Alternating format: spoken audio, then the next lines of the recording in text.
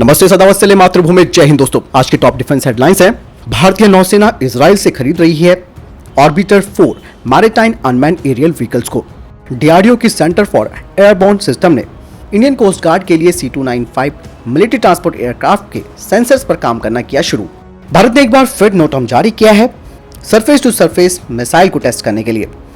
भारतीय वायुसेना के नए एयर चीफ मार्शल भारत सरकार से 114 MRFA प्रोग्राम और 36 नए राफेल्स के लिए बातचीत कर सकते हैं। इजराइल की मोसाद ने तुर्की को दिया झटका, चुराए डिफेंस सीक्रेट।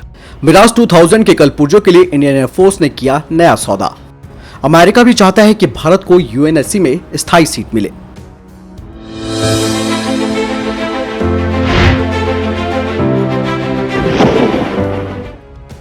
इजराइल का कहना है कि उनकी इजरायली फर्म एरोनॉटिक्स ग्रुप्स ने $200 मिलियन का कॉन्ट्रैक्ट जीता है Orbiter 4 maritime unmanned aerial vehicle के लिए, जिसे कि भारतीय नौसेना के लिए खरीदा जाएगा। आपको बता दें कि भारत की private defence sector company Mahindra defence ने 2018 में इजराइल के साथ एक MOU पर इसके लिए साइन भी किया था, जिसके तहत Orbiter 4 maritime unmanned aerial vehicles को भारतीय नौसेना के लिए संयुक्त रूप से मिलकर बनाया भी जाएगा। आपको बता दें कि ऑर्बिटर 4 एक एडवांस मल्टी मिशन प्लेटफॉर्म है, जिसे लॉन्च और रिकवर किया जा सकता है किसी भी छोटे वॉरशिप से। इसका एंड्योरेंस टाइम यानी कि इसका धीरज है 24 घंटे का, और ये डीप सी और कोस्टल रिकॉग्निजेंस ऑपरेशन में बेहद महत्वपूर्ण भूमिका निभा सकता है। साथ ही ये वॉरशिप की सुरक्षा भी कर सकता है। ये अपने साथ प्रिसीजन गाइडेड वेपन्स भी ले जा सकता है। दोस्तों, क्या भारत को कन्वेंशनल सबमरीन्स की बजाय SSN पर ध्यान देना चाहिए? यह मुद्दा एक बार फिर से उठा है। दरअसल जिस तरीके से ऑस्ट्रेलिया ने कन्वेंशनल सबमरीन्स के डील को रद्द कर दिया और उसके बाद अमेरिका के साथ न्यूक्लियर पावर अटैक सबमरीन्स के लिए वो चला गया है, लेकिन ऐसे में सवाल भारत में भी उठ रहे हैं, जिसमें यह कहा जा रहा है कि भारतीय नौसेना के प्रोजेक्ट P75I, जो कि कन्वेंशनल डीजल इलेक्ट्रिक सबमरीन्स का है, उसकी बजाय प्रोजेक्ट 76, जो कि न्यूक्लियर पावर सबमरीन्स के लिए है, यानी कि SSN के लिए, उसके लिए जाना चाहिए। लेकिन यहाँ पे डिफेंस एक्सपर्ट्स ये कहते हैं कि भारत की हाइड्रोग्राफी के अनुसार भारत को दोनों तरीके की पनडुब्बियों की जरूरत है। ये जो छोटी कन्वेंशनल सबमरीन्स है वो अरेबियन सी के लिए काफी किफायती है, और वहीं दूसरी तरफ जो भारत का ईस्टर्न कोस्ट है वो एक शार्प ग्रेडियंट है, जहां पर भारत अच्छी तरीके से अपनी SSN को ऑपरेट कर सकता है, और अपने हार्बर से कुछ ही किलोमीटर से SSN अपने लंबे समय का एंड्योरेंस टाइम होने की वजह से मलक्का स्ट्रेट तक पेट्रोलिंग कर सकती है, वो भी बिना सतह पर आए। और भारत के ईस्टर्न कोस्ट को न्यूक्लियर SSN की खास जरूरत है, और इसीलिए भारत दोनों तरीके की सबमरीन्स अपने पास रखेगा। डीआरडीओ के सेंटर फॉर एयरबोर्न सिस्टम के सीनियर अधिकारियों का कहना है कि इंडियन कोस्ट गार्ड के लिए C295 मिलिट्री ट्रांसपोर्ट एयरक्राफ्ट को multi mission maritime aircraft variant के लिए मॉडिफिकेशन का ब्लूप्रिंट तैयार हो चुका है।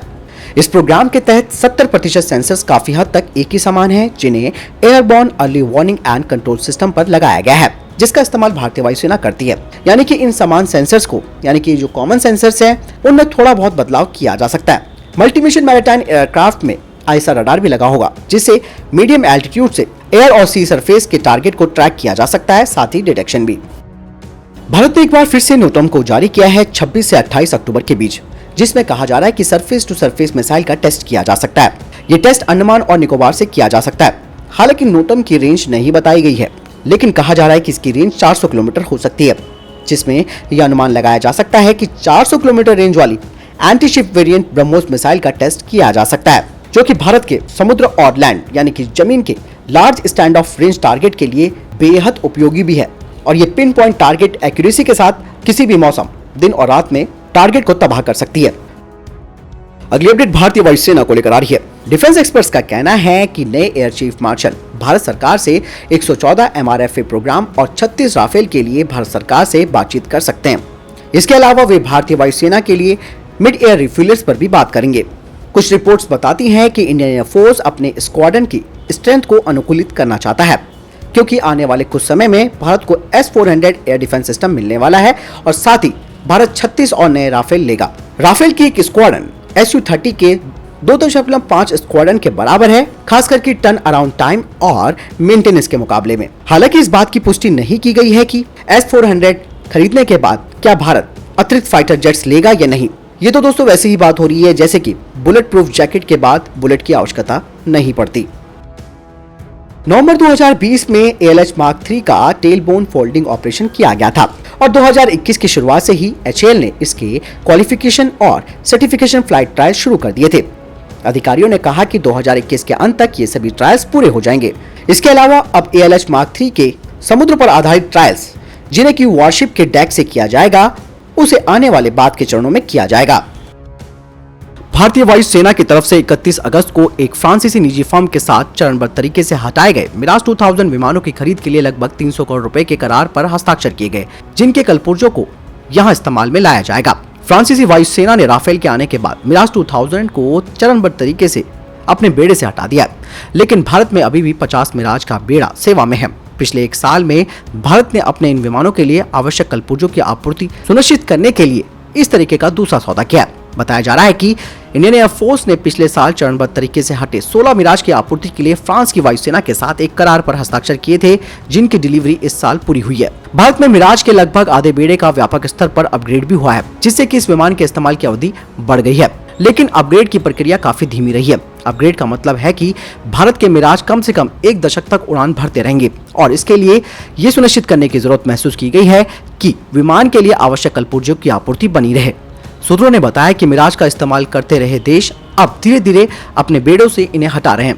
समय के साथ कलपुर्जों का उत्पादन कम होगा। हालांकि कुछ सूत्रों ने स्पष्ट किया है कि कुछ रिपोर्ट के विपरीत इंडियन एयरफोर्स की तरफ से उठाया गया ये कदम मौजूदा बेड़े की आवश्यकताओं को पूरा करने और उपलब्धता को सुनिश्चित करने के लिए, न कि भारत के मिराज 2000 बेड़े में विमानों को बढ़ाने के लिए। और ये कहा जा रहा है कि ये सौदा उन विमानों के लिए नहीं है जिन्हें उड़ाया जा सकता हो। दोस्तों, एक बार फिर से चीन की तरफ से चौंकाने वाला मामला सामने आया है। चीन ने भारत के साथ अपनी सीमा पर 680 गांव बनाए हैं, और ये गांव भारतीय ग्रामीणों को एक बेहतर चीनी जीवन की ओर आकर्षित करने के लिए हैं, और ये चाइना के लिए अतिरिक्त आंखें और कान बन सकते हैं। चीन ने लगभग 680 जियाओकांग का निर्माण किया है, जिसे वे अपनी सीमाओं पर और भूटान की सीमाओं पर गांव कहता है। इन गांव में उनके लोग रहते हैं और स्थानीय भारतीय आबादी को प्रभावित करते हैं। साथ ही बताते हैं कि चीन की सरकार कितनी अच्छी है। ग्लोबल काउंटर टेररिज्म काउंसिल ने कहा है कि ये चीन का एक खुफिया अभियान है और सुरक्षा अभियान है। वे लोगों को भारत का विरोधी बनाने की कोशिश कर रहे हैं। इसीलिए भारत को अपनी पुलिस कर्मियों को और जो सुरक्षा बल है उन्हें प्रशिक्षण देना होगा कि चीन की हरकतों का मुकाबला करने के लिए संवेदनशील बने रहें। हालांकि भारत भी अरुणाचल प्रदेश में काफी काम कर रहा है। अरुणाचल प्रदेश पुलिस के लिए एक विशेष दर्जे का पाठ्यक्रम तैयार किया गया है, ताकि घुसपैठ के चीनी प्रयासों का मुकाबला किया जा सके। यही नहीं, इसके अलावा इन कर्मियों को न केवल फॉरेंसिक और जांच तकनीकों में प्रशिक्षित किया गया है, बल्कि डार्क वेब, साइबर अपराध और इंटरनेट बैंकिंग, धोखाधड़ी, फर्जी समाचार का पता लगाने, इन सब की ट्रेनिंग इनको दी जा रही है। दोस्तों, आजकल आपने ये देखा होगा कि चाइना के स्टेट कंट्रोल मीडिया के काफी वीडियोस सोशल मीडिया पर आ रहे हैं, जिसमें चीन की कुछ लड़कियां हैं जो हिंदी बहुत अच्छी बोलती हैं और बहुत कुछ वो भारत के बारे में बताती है। इस बात का आप ध्यान रखिएगा, ये चीन के स्पाई हैं, यानी कि जासूस हैं, जो कि हिंदी इतनी अच्छी तरीके से बोल रहे हैं। मैं आपसे पूछना चाहूंगा कि आप में से कितने लोग चाइनीज भाषा को जानते हैं? आप में से कोई नहीं जानता होगा मंदारिन भाषा को, लेकिन ये चीनी हिंदी सीख रहे हैं। बाकायदा फेसबुक पर मैं भी खुद हैरान हो गया जब मैंने पोस्ट देखे इन चीनियों के, जिसमें कि वहाँ की कुछ लड़कियां भारतीय परिधान में हैं और वहां से भारत के लिए काफी अच्छा संदेश दे रही हैं। लेकिन आप ये बात नहीं जानते कि ये जो वीडियो पोस्ट होते हैं फेसबुक पर, वो चाइना का स्टेट कंट्रोल मीडिया होता है। उसको मालूम है कि उसे क्या दिखाना है और क्या नहीं है, नहीं तो चीन से आपको खबरें नहीं मिल सकती। तुर्की में एक जासूसी गिरोह का भांडाफोड़ होने के बाद बवाल मच गया है। तुर्की की मीडिया का दावा है कि इस गिरोह ने देश की कई डिफेंस सीक्रेट्स को चुराया है। रिपोर्ट्स में इस जासूसी गिरोह का संबंध इजराइल की खुफिया एजेंसी मोसाद से जोड़ा गया है। ये कहा जा रहा है कि मोसाद ने तुर्की की डिफेंस इंडस्ट्री और नौसेना से जुड़े कई खुफिया दस्तावेज इजराइल तक पहुंचाए हैं। एर्दोगन तो दोस्तों पागल हो गया होगा इस बात को सुन के ही, क्योंकि वो इजराइल को भी अपना दुश्मन मानता है। हालांकि तुर्की ने 5 लोगों को गिरफ्तार किया है। इनके ऊपर रिश्वतखोरी, टेंडर्स के बारे में संवेदनशील डेटा की चोरी और तुर्की निर्मित ड्रोन के बारे में जानकारी साझा करने की बात सामने आई है। अब दावा किया जा रहा है कि पकड़े गए 5 लोगों में से एक का नाम एमरे एल दुर्माजा था। दुर्माजा कथित तौर पर अपने संबंधों के माध्यम से इजरायली रक्षा कंपनियों, खासकर की इजरायली एरोस्पेस इंडस्ट्री और इजरायली मिलिट्री इंडस्ट्री सिस्टम यानी कि IMI से जुड़ा था। हालांकि इजराइल ने इस बात का जवाब नहीं दिया है। रक्षा मंत्रालय ने वीरेंद्र सिंह पठानिया को राष्ट्रीय राजधानी में भारतीय तटरक्षक मुख्यालय के अतिरिक्त महानिदेशक के रूप में नियुक्त किया है। सरकार की ओर से पठानिया की नियुक्ति का आदेश शुक्रवार को जारी किया गया और वे 30 सितंबर से कार्यभार संभालेंगे। प्रधानमंत्री नरेंद्र मोदी और अमेरिका के राष्ट्रपति जो बाइडेन की मुलाकात चीन और पाकिस्तान दोनों के लिए साफ संदेश है। साथ ही आने वाले दिनों में भारत के हिंद प्रशांत क्षेत्र में बड़ी भूमिका का भी संकेत है। जानकारों का कहना है कि पाकिस्तान को आतंकवाद और कट्टरपंथी पर कठोर संदेश मिला है। साथ ही अमेरिका, ऑस्ट्रेलिया और जापान के नेतृत्व के साथ यानी कि क्वाड में भारत ने चीन से होने वाले संभावित खतरों के बारे में चर्चा भी की। खासतौर पर हिंद प्रशांत क्षेत्र और दक्षिणी चीन सागर में चीन के मनमाने रवैये पर इन देशों ने चिंता जताई है। इसके अलावा अफगानिस्तान का मुद्दा भी उठाया गया। तालिबान को चीन पाकिस्तान की जो शाह मिल रही है उस बारे में भी बातचीत की गई और सबसे खास फोकस था चीन की बढ़ती हुई ताकत को रोकने पर ध्यान देना। सूत्रों ने कहा कि भारत और अमेरिका का पूरा ध्यान चीन की बढ़ती ताकत को रोकने पर है। अमेरिका जानता है कि ये बिना भारत के सहयोग के संभव नहीं है। ऐसे में विस्तारवाद और आतंकवाद के खिलाफ भारत अमेरिका की साझेदारी नई ऊंचाई पर पहुंचेगी।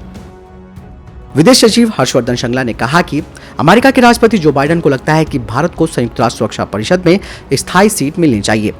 बाइडेन के साथ प्रधानमंत्री नरेंद्र मोदी की मुलाकात पर विदेश सचिव हर्षवर्धन श्रृंगला ने कहा कि संयुक्त राष्ट्र सुरक्षा परिषद की हमारी अध्यक्षता की सराहना की गई, विशेष रूप से अफगानिस्तान के मुद्दे पर। राष्ट्रपति जो बाइडेन ने कहा कि भारत को बेहद जरूरी है अब एक स्थायी सीट वहां पर मिलना। बता दें कि यूएनएससी में 15 सदस्य होते हैं, जिनमें 10 अस्थायी और 5 स्थायी सदस्य होते हैं। 193 सदस्यीय यूएनएससी हर साल संयुक्त राष्ट्र में 2 साल के कार्यकाल के लिए 5 गैर स्थायी सदस्यों को चुना जाता है। इसके अलावा परिषद के 5 स्थायी सदस्य हैं जो कि चीन, फ्रांस, रूस, यूके और यूएस हैं। तो दोस्तों ये थे अभी तक के टॉप डिफेंस और स्पेस अपडेट। वीडियो के संबंध में कोई प्रश्न, जवाब है, आपका कोई सवाल है, कमेंट सेक्शन में लिखकर जरूर पूछ सकते हैं। बहरहाल वीडियो के लिए इतना ही, मिलता हूं नई वीडियो के साथ। नमस्कार, जय हिंद, वंदे मातरम।